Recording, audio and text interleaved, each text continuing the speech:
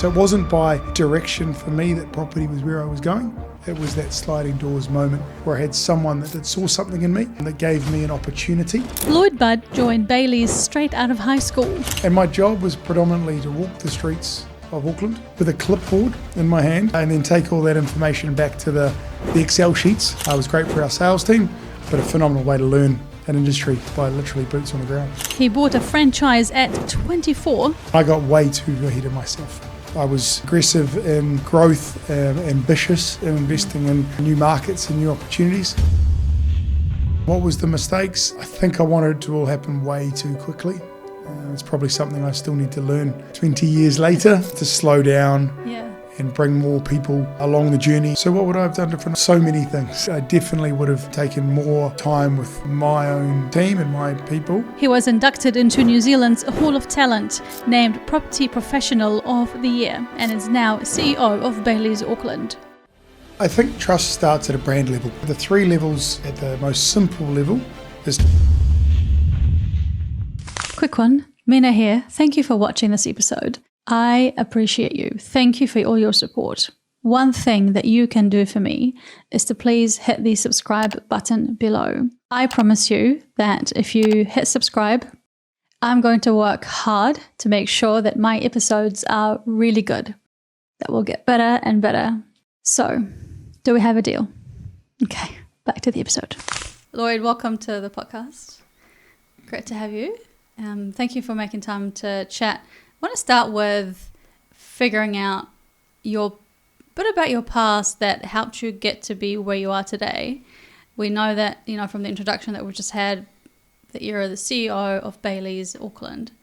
And Bayleys is such, it's like an icon almost of the property market, really well-known organisation, like a multi-service company for property. Well, thank you for having me today. So I think my story starts with a bit of luck. And I was about 17 years old leaving school, and I applied for a property scholarship. And I had no idea what property was, no idea really what industry I wanted to be in. I'd always sort of liked the idea of sales or marketing or those sort of things. And I was lucky enough to receive a scholarship called the Keystone Trust. And we got flown to Auckland. I was in Palmerston North at the time, and received the scholarship. And this guy by the name of John Bayley came up to me and said, I was impressed with your speech accepting the award. Would you like to come and work with me? And I said, thank you, John. What do you do? And he said, well, I'm John Bayley. I run a company called Bayleys.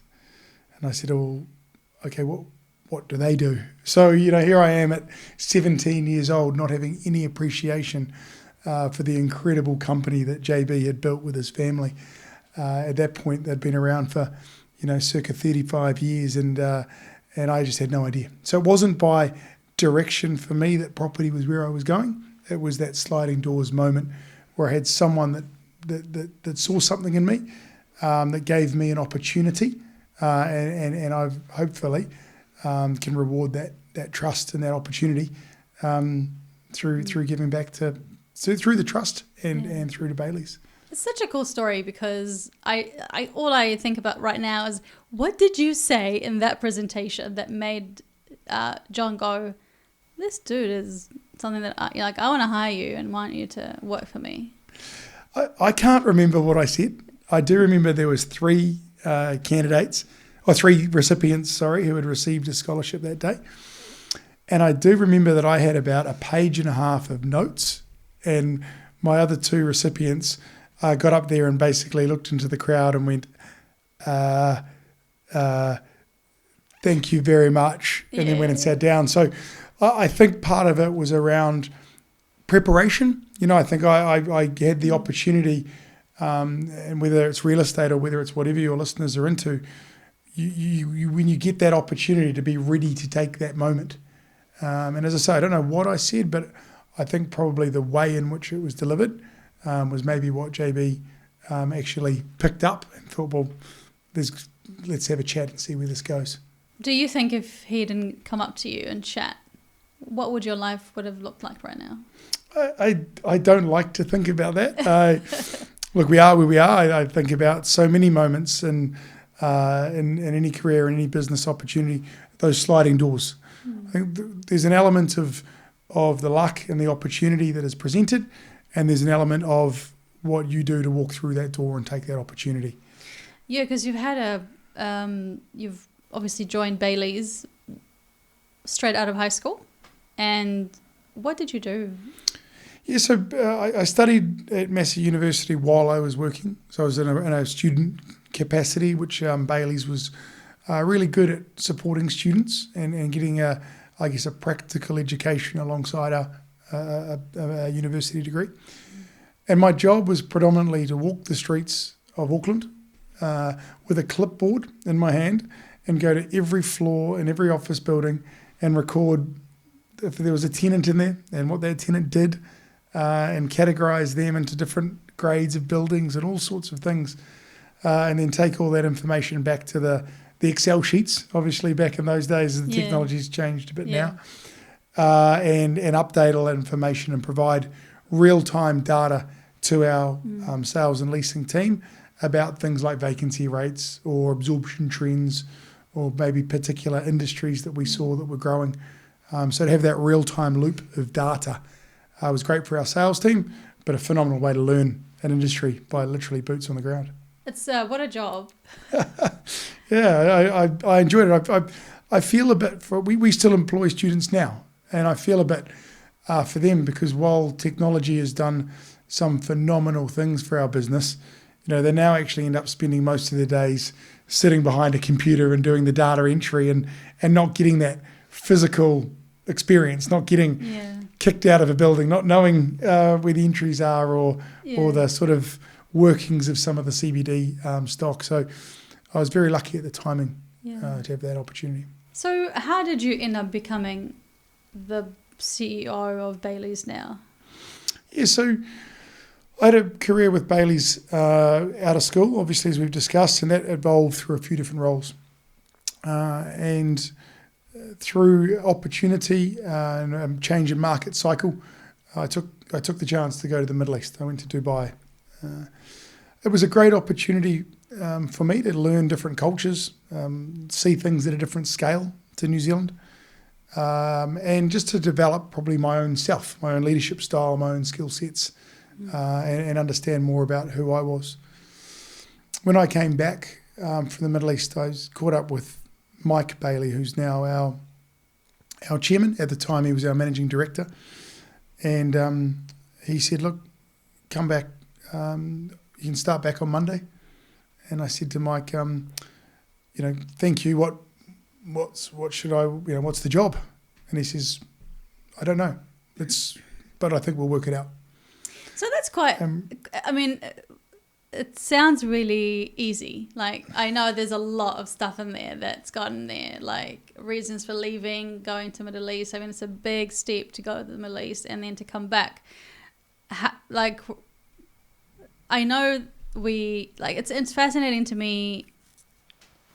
How can an organization let you go if they really want you to work for them? Why will they let you go back to travel and then you would come back and they'll have like a nice job waiting for you going, yep. Well, like, I don't know, it sounds a bit too idealistic. Give me the real deal here. Look, I made a lot of mistakes along the way and I think we talk about what were they? Opportunity. I mean, when I left Bayleys, Bayleys back then was a big franchise business. There were a lot of franchises around the country. Now, while still a franchise business, we're a lot smaller number of franchisees and a lot bigger and a lot more cohesive. But at the end of that first stint, I was a franchisee. I owned part of a business. And I got way too ahead of myself. I was aggressive in growth, ambitious in investing in new markets and new opportunities. Can I just pause you there and maybe get into that a little bit more? You were saying a franchise owner or franchisee. So where was the franchise? Why did you buy it? What was the thinking behind it? Why do you think you were tho ambitious? Yeah, so the opportunity came to me. It was up in Whangarei, and the owner, a guy by the name of Gary Caldwell, who had been in the business for a long time and was looking to step back. And as you will pick up with Bayleys, they're very big on promoting talent from within and finding what we call that bench strength to come through. So when Gary decided that he was looking to step back, there was an opportunity. Who would like to go and step into that role? I was born and bred in Whangarei. I'm a Northland boy. That is still today is what I call home. So when an opportunity came up in my own hometown, opportunity meets demand, meets where I was at that, where I thought I was at that time in my career, and that's why I jumped into that opportunity. What was the mistakes? I think I wanted it to all happen way too quickly. It's probably something I still need to learn 20 years later, is to slow down and bring more people along the journey and to make sure that they are more sustainable decisions around growth and not just jumping it. I want to zoom into that and get into the wanting to get things done too fast, wanting to get the right people on your team. If someone listening to this going, actually, this is something that I struggle with and I'm in the middle of it right now and I just don't know how to get out of it. Can you walk us through that specific example of wanting to get things done too fast and then how do you know that you were going too fast? What were the indicators that you're going too fast? Please slow down. Did you get a mentor? Did you get a business course? Did you start losing sales? How did it look like? Yeah, it's a hard one to answer because often you can't see it until it's actually, I wouldn't say too late, but the opposite side to this is ambition. And we want to encourage ambition in all of our people. So we don't want to be going so slowly and not taking risks and not wanting to invest in people because we're so wanting to get everything lined up in a row before you even start. That's right, yeah. Yet on the other side, you don't want to be, ready, fire, aim, which is something we talk about, that kind of. Yeah. So achieving that balance, I think, is more about the people rather than maybe indicators. It's about having the time to listen and spend more time, 2 of these and 1 of these, to your people and actually being able to read, that we talk a lot about that EQ and reading that mood of people. So I don't know that I've still got it right. I don't know that there is an answer. But I think having a group of people around you, whether they're, as you say, whether they're a mentor or a coach, whether they're a colleague or whether they're even your own team, but to have a high level of trust and a high level of engagement where you've got people who've got each other's best interests at heart that can say, hey, why don't we just kind of keep going on this one, but maybe we'll just hold off over here for a bit. So you bought that franchise in Whangarei and you had a sense that you were getting too ahead of yourself. And what did you do to correct that? I don't think I did anything to correct it. It blew up. The partnership. I was a partnership with someone else. Okay. And that the market turned and we were trying to grow, and therefore that put a lot of pressure on our partnership. And that's when I made the move to the Middle East. That's when I went back to John and Mike Bayley, who were still in Auckland running the corporate, running the parent company. And they were fantastic. They were hugely supportive. They offered me a role to stay within the business and carry on my career with Bayleys, working back in the head office, so to speak. But I didn't think I didn't think I'd done anything wrong. I didn't learn enough lessons. I didn't take any of that on board at the time. It was only looking back. Always, isn't it? That I realised how differently I could have handled that with my business partner, with my supporters in the franchise business. So now you're looking back at this. How differently would you handle things if you were back in that time? Yeah, I mean, part of it is slowing down to bring some of the key people on the journey, more key people on the journey, and not stretching the business so thin that when I think we can fairly call 2008 a black swan event. When something like that comes around, that we're not in a position where we are actually, whether it's too much debt or whether it's people trying to do too much or whether it's investment in certain initiatives that haven't yet yielded a result. There was probably just too many irons in the fire to deal with that change, for that scale of change that happened, not just in Whangarei, but around the world. Yeah. So what would I have done different? I so many things. I definitely would have taken more time with my own team and my people. Is it like a training, time to train your people, time to brief them about vision and the goals and having systems in place? Or is it more being more cautious, taking too many risks and investments? And I understand that franchise is, if you can maybe enlighten me about the franchise and the services that you provided, it's property and commercial, or what did you guys offer? Yeah, so we were the franchisee. Yeah. So the franchisor being Bayleys. Yes. They offered the brand, the training, the auctions, the foundation, the research, the digital, the web. The phenomenal platform, and still today, a phenomenal platform. So we would pay essentially a royalty, a franchise fee for that benefit.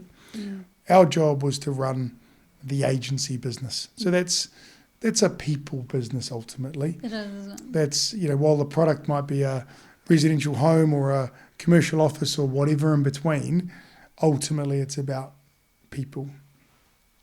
And my customer as a business owner is both the buyer of the home or the seller of the home, but it's also our brokers that are representing us. They are equally our customers, right? So I think to answer your question about was it strategy, was it investment, was it vision that was... No, I think it was people. I think it was actually coming right back to the most valuable thing that we have and giving them the respect and the time and the support that they needed. And I fell short on that. So it's about taking time to build those relationships. Yeah. Isn't that fascinating when we look back at it? But not just build, I think genuinely care, and want the best for them, and understanding that the way that you work is different to the way I work. Understanding that, you can have... the way you process information, the way you want information to be handed over to you. Yeah. So I've got a broker that wants to know from me, they've got 2 minutes, they want to know the high-level details, they want it straight between the eyes, they want it laid out. I've got another broker who's equally as capable that wants to sit down for half an hour and have a coffee, and they want to tell you their problems and share with you their ideas, and both are equally valuable, right? Both are huge contributors to the business. So it's ensuring that style that works for your customer is actually what your how you manage and lead. It's a beautiful segue into sort of the next thought that I had about trust and customers and clients, and we just talked about how relationship is the cornerstone of what you do, of your business, and building that trust. For someone to trust you, to let you go and find them their home or help them sell their home, it is such a big deal. So it's their biggest asset. Yeah. How did you... I don't know, it's going to be a big question here for you. Sorry, but how did you build the trust, or what was your understanding of the trust back in the day, which probably we've just sort of tapped into because we talked about the ambitiousness and going too fast and slowing down and caring for people. What do you understand building trust with your clients now mean? Look, a huge question. Yeah, it is. I think trust starts at a brand level.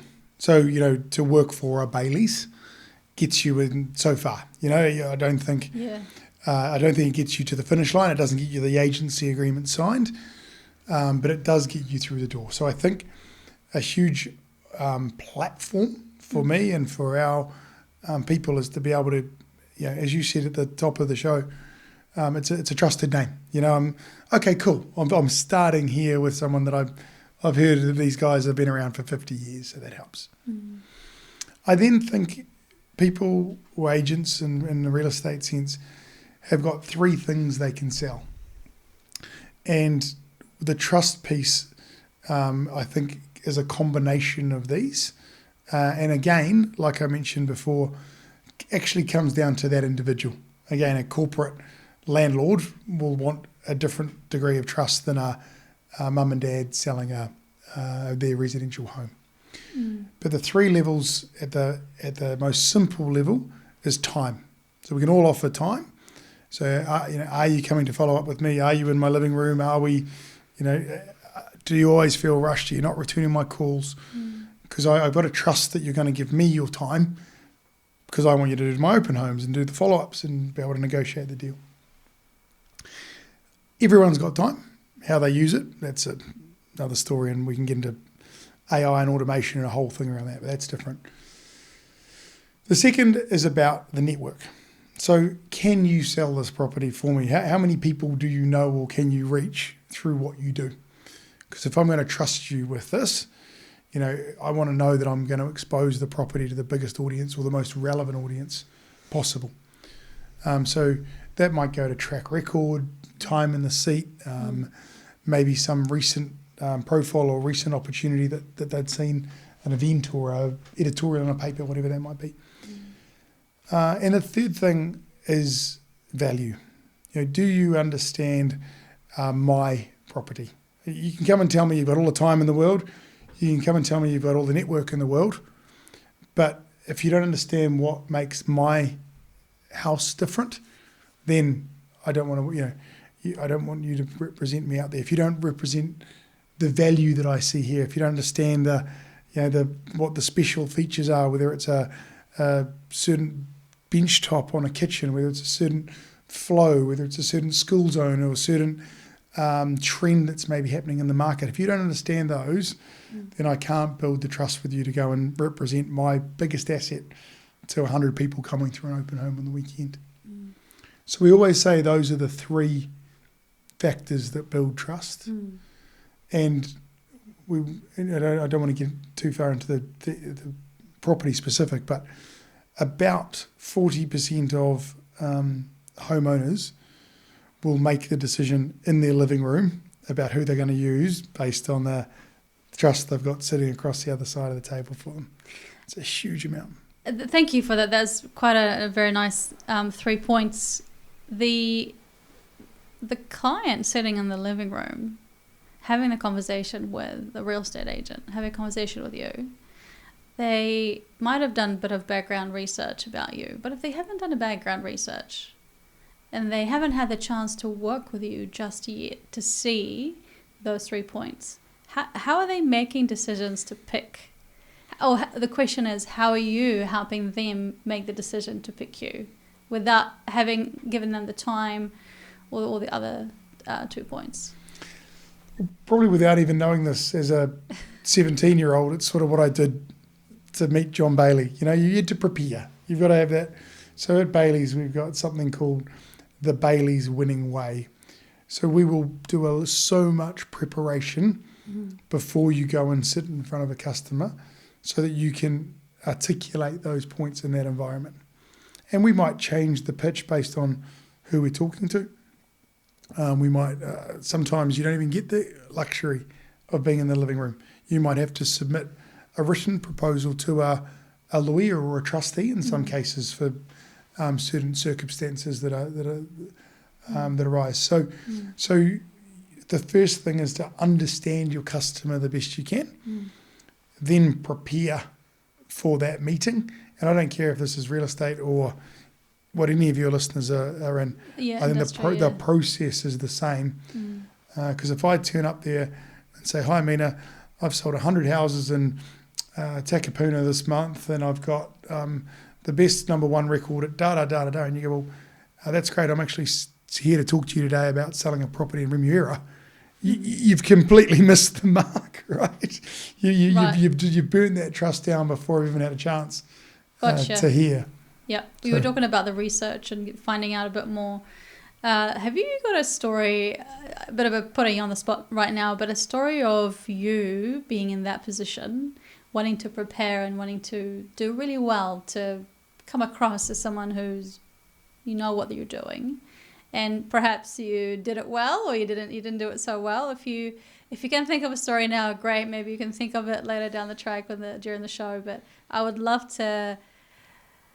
Yeah, you were right about saying these principles do not simply apply to real estate agents. They'll apply. Like, and I was thinking about how it applies to other industries, and I love them. So, do you remember a story of you, like, you know, doing well and like being proud of what you've accomplished to get into that meeting or writing that letter, and then actually landing those clients and actually ending up like listing up that property for them? Probably burnt into my memory more is the ones where we haven't won. Yeah. You know, it's so, yeah. You know, as you asked me the question, I went through, and what I think for me, you know, it's a little bit cliche, but you either win or you learn. You know, that's sort of what we, so not that I don't value the wins and the customers we have, but you probably learn more from the ones you don't. Of course. I remember going to a pitch. It was actually an office, a tenant, an occupier, and we went in to pitch for their business to go out to market, and we'll find a new office for them, right? So it's called exclusive brokerage. Anyway, we turned up there, and I reckon we spent about 10 minutes trying to plug in a computer. It had the wrong portal, the wrong whatever you call it, dongle connector. It was kind of really awkward, and we hadn't prepared any printed packs. We were probably running 5 minutes late to get in that room. I reckon by the time the first slide made it up on the board, they'd already made up their mind that we were the ones for them. And it goes back to that preparation, no matter what it is, whether it's real estate or other. It comes back to that preparation, that contingency, that thought through. I can't even tell you if our strategy was any good. I can't even remember if our pitch was any good. But because we were poorly prepared, we were 5 minutes late. We weren't set up with tech.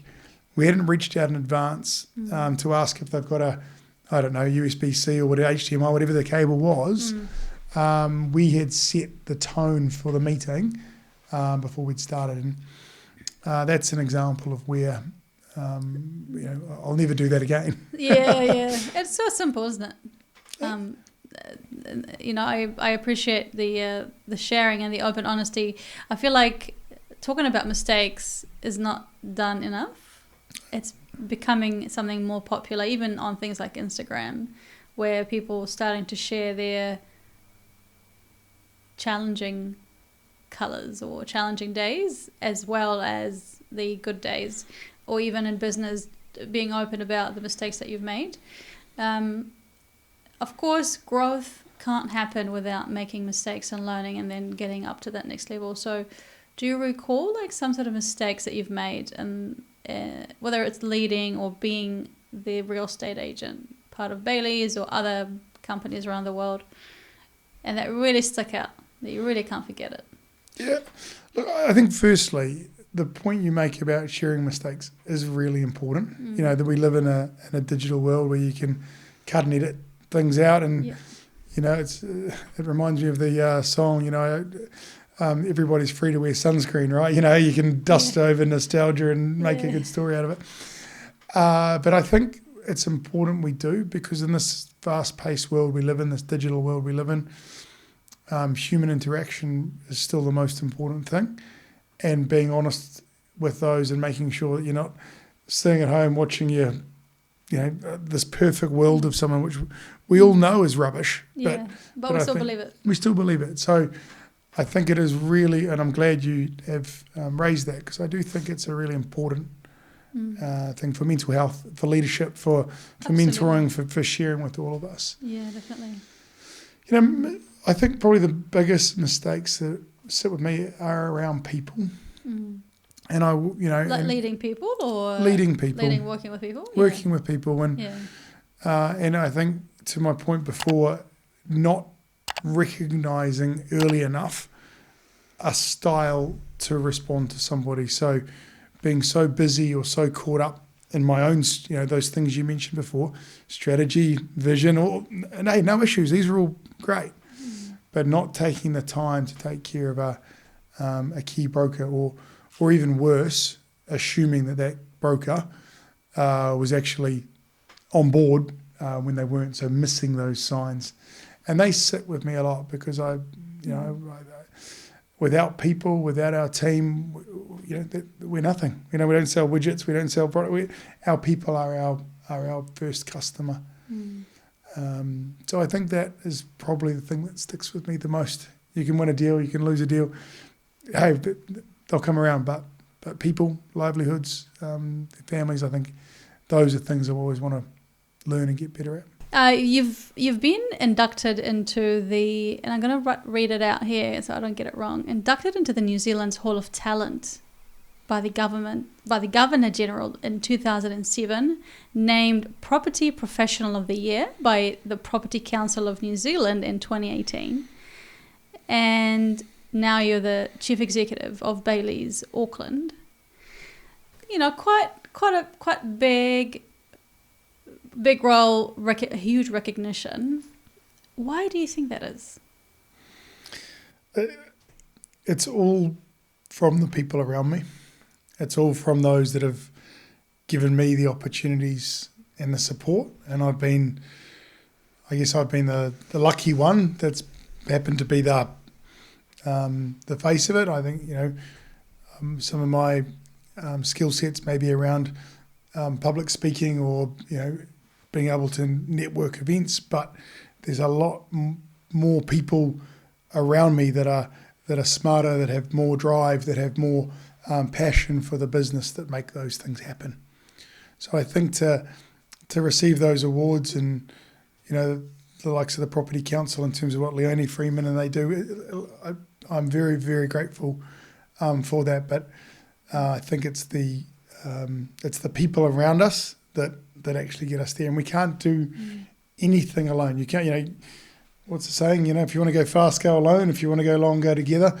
And I think these may be just some of those stops on a journey where it's been the work of a whole bunch of good things, good people that have culminated in those.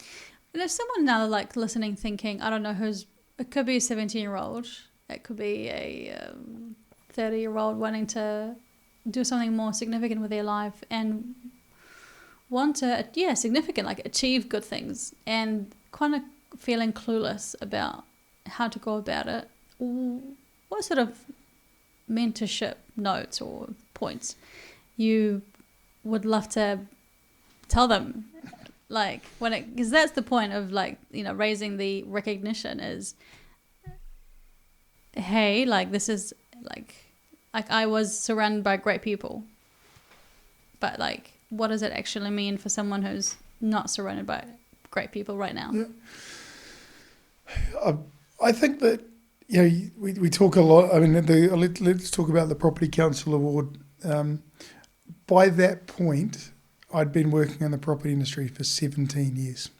So I think it's really important that anyone listening to this is not judging or trying to achieve things in terms of a quick fix or a short term. I think to genuinely get the recognition, as I say, on behalf of a group of people, actually takes time to build something sustainable. Now, I don't want someone listening to say, oh, that's not me, I want to go, I want to change the world, I'm a disruptor. I hear this all the time. And we want to support that. But ultimately, I think it's a vision of building long-term sustainable value, customer value, business value as well, that we really want. If I could go back and tell my own self that would be the same thing, because, I probably missed out on that award 10 times before I got it. I don't know probably not that maths, but you know what I mean in terms of actually the time taken to build up. Now, that doesn't mean we shouldn't be ambitious. It doesn't mean you can't get, startup of the year. It doesn't mean you can't get the Fast 50 from Deloitte. All these, there's obviously a lot of recognition at every stage of the career. But my advice, I don't think you do it for the awards or the recognition. You have to do it for your people. You've got to do it for your colleagues, for your family. And equally, it's probably one of my biggest bugbears, and I don't have a lot of don't do's. But one of the ones that I equally would say is don't do it for the haters. I keep hearing people say, people have been pushed down or held back, and I'm doing this to prove them wrong.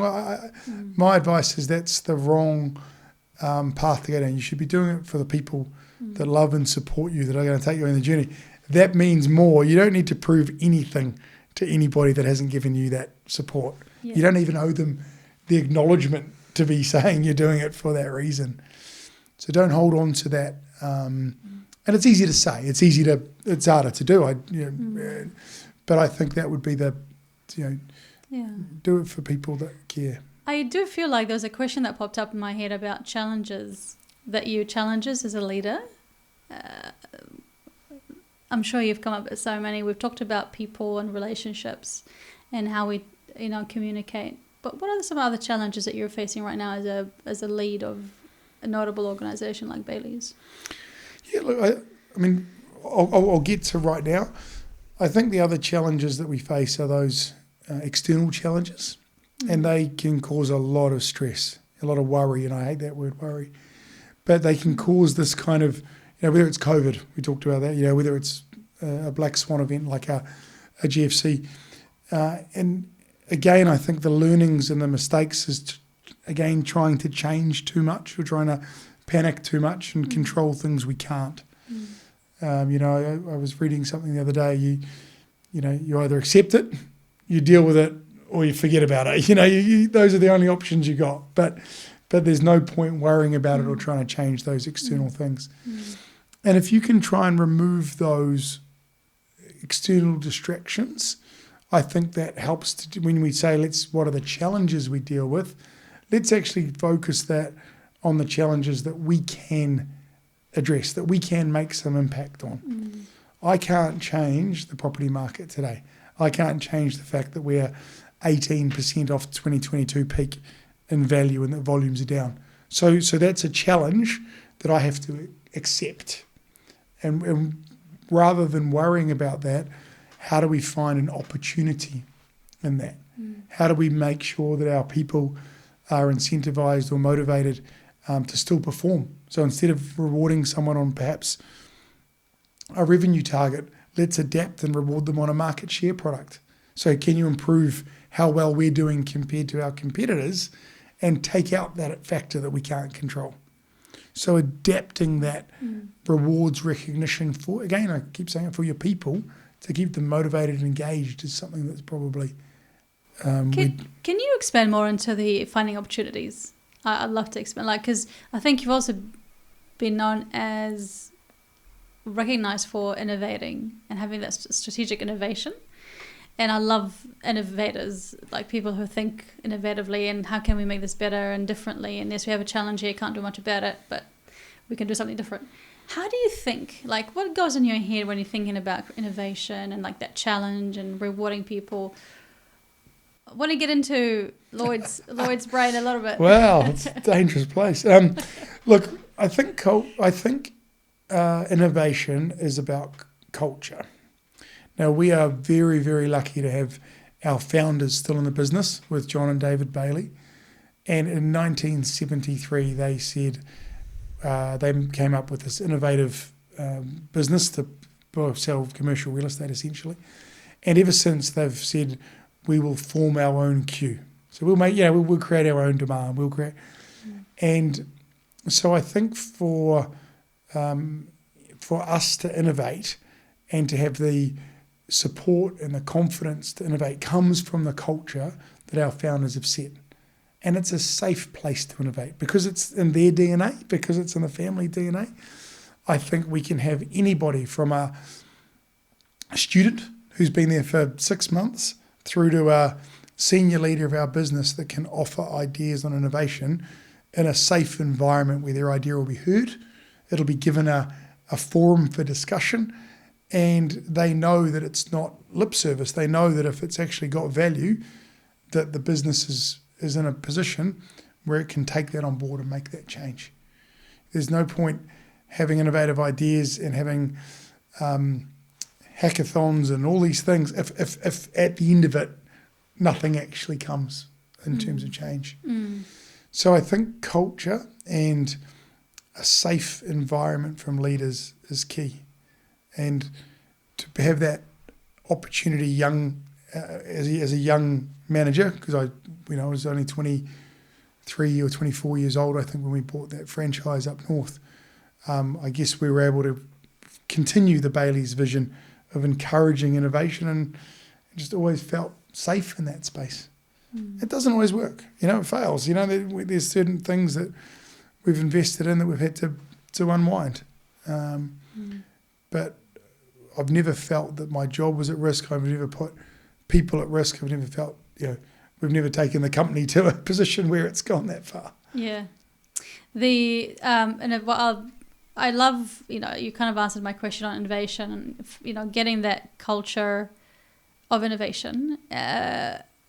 Talk to me about that reward that you were just mentioning before. I think it's be nice for you to go over that again. I don't know, just explain that to me a little bit more. I feel like maybe there's some points that I didn't understand. Maybe some people that couldn't understand as well were listening. Just about that reward, something about reward and how you reward people. And anyway, if you get back into that part, that would be great. Sure. So we have, a huge number of employees that are on essentially bonus or KPI structures. And we love it because I think that financial incentives will incentivize behavior. So if you want someone to do more of this, Now, what I was saying was, for a long time, our business mandate was growth. So we'll give you a $10,000 bonus if you achieve 10% growth. That's a KPI that's going to have that manager focused on nothing else but growth. That can be a good thing, and it can be dangerous because they're probably not going to take as much care of costs. They're probably not going to be looking at that extra marketing cost. Well, actually, let's upgrade that marketing because we want to get I'm going to get $10,000 if I get my growth target. So when the market changed, we had to change. We had to change our approach. Because if I still was trying to incentivize management on a $10,000 bonus to achieve 10% growth, no one would ever achieve it. And if they weren't achieving it, they wouldn't bring energy to work. They wouldn't motivate their people. They wouldn't feel incentivized to be a part of our business. So we had to pivot that to say, well, instead of that, we can measure other things. And one of those things that we can measure in our industry is market share. So every month we get an email from the Real Estate Institute of New Zealand that says there was 1,000 sales and you did 200. So you know your market share is 20%. Next month there's 1,100 sales and you did 150. It's gone the wrong way. And obviously over time that can prove a pattern. So I think by pivoting reward incentives to behaviours that we want to see is a really good way to have a team aligned to particularly a strategic goal or a financial goal in the short term. Talking about like global trends, our New Zealand market versus the United Arab Emirates market, how different is it? It's like selling, apples and tractors. You couldn't get any further apart. Look, I think first in terms of travel, I would encourage everybody to have that experience. I was lucky enough to work in Syria and Lebanon before the spring of 2011, and got to meet people from so many different backgrounds, so many different religions and cultures and ways of life, and it was a really enriching experience. And they welcomed me with open arms, and I really enjoyed that. And in fact, the facial hair now, I actually had a beard when I was in Dubai, and I'd often walk through the airport in Lebanon and people would start speaking Arabic to me, which I just didn't really understand. And my wife would always crack up at that. So I think the travel piece, that experience to see the world is really important, to see the scale, to see the diversity, and you learn so much about people. In terms of what are the trends impacting New Zealand right now, fundamentally, there are only New Zealand trends that are affecting New Zealand. We do not have a policy where foreigners can buy in New Zealand. So no matter what those global trends are in terms of migration or maybe people being driven out of America or demand we've got constantly coming from Asia into New Zealand, they can't buy. They can't buy houses.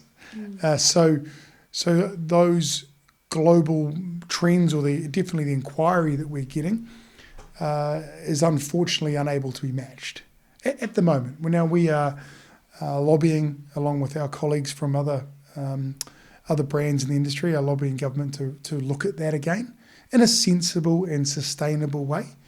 We support first homeowners, we support increased supply, we understand the need for that. But if you looked at something, say, $5 million and above, it's less than 1% of the annual market that transacts in New Zealand. So I don't think you're taking away an opportunity from a first home buyer to buy that apartment, that townhouse, that property that they need. So we need our government to look at that. We need to understand the pros and cons, but look at us being open to business. And we've seen those trends coming our way with the investment visas recently announced, trade delegations to India, Middle East trade deals in discussion. So we're doing the early work behind that, but fundamentally, without that unlocked, a lot of it's actually just going to land flat.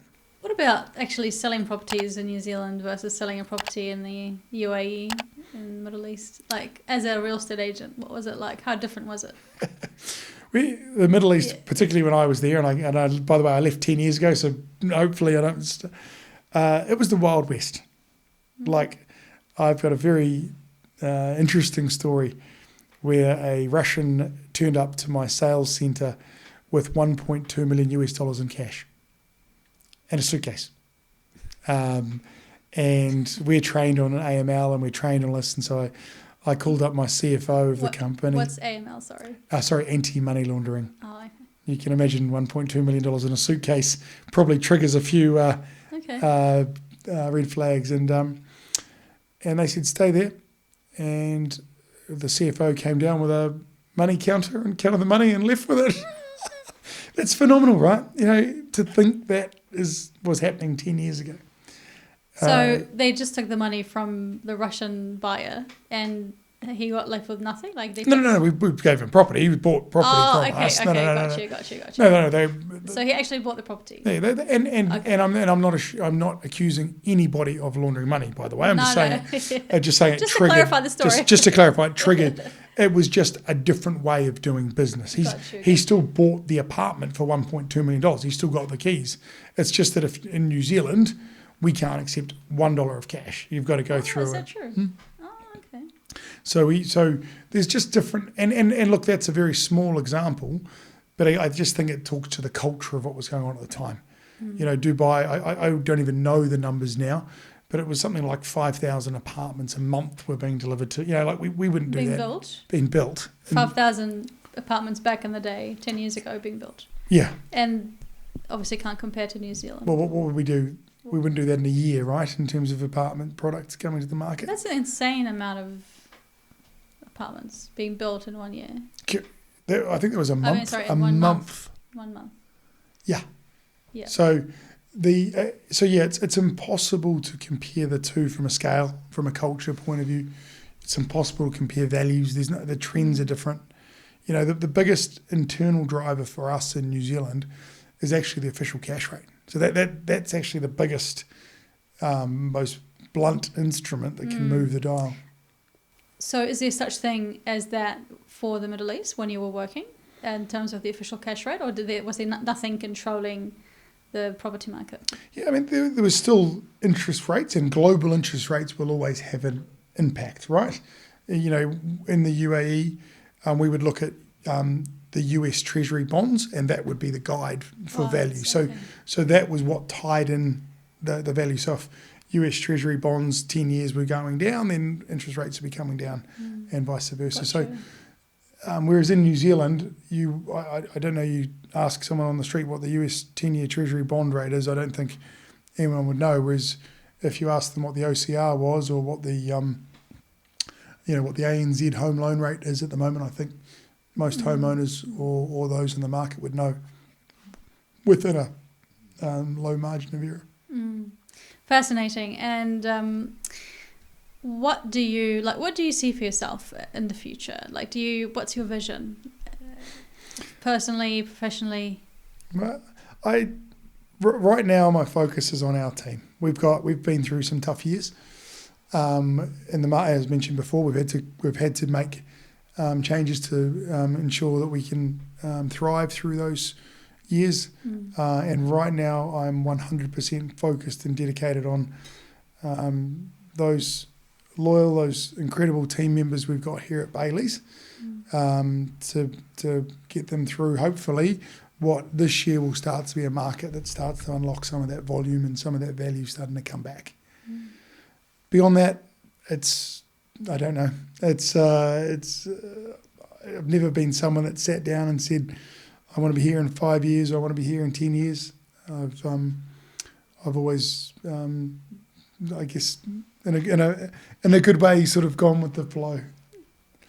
Thank you. I appreciate that. And perhaps the last question would be your $1 million advice to people listening right now who wanting, I don't know, encouragement or whatever comes to you. Sometimes there's no script or nothing, there's no filter. Genuinely, the people listening who are business owners and founders, men and women, what's on your heart to tell them, whether it's encouragement or otherwise? Yeah, I think believe in your vision and have the patience to get it. Don't slow down when you don't need to, but stick to that vision. There's too many overnight fake success stories that can distract you from actually creating long-term and meaningful value for you, your people, and your customers. So stick to that vision. My wife's company has recently cracked the United States market, and there's been a lot of media around her and her business partner Vanessa, a fantastic team, who are an overnight success. They've been doing that for 8 years, and I think it's really easy to be able to sit back and read that. Now, take nothing away from them. What they've achieved is incredible, but they had a vision 8 years ago that they've built and built and built and built and built. So don't let those distractions take away from your vision and belief, because you're doing it for a reason. You know your why. You know your purpose. You know what you're out for. Just believe it. Lloyd, thank you so much for coming on the podcast. A pleasure. Thank you.